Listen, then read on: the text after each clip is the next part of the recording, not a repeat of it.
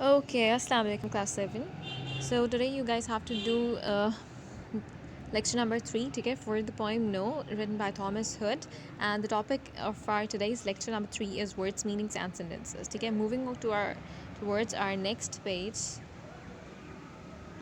Now, question number 1 is that find out the difficult words from the poem and write the meanings in your copies. Okay, you have to find out some difficult words from your poem and then write the meanings in your neat copies. And question number 2 is that also write the meanings from words to know in your neat copies.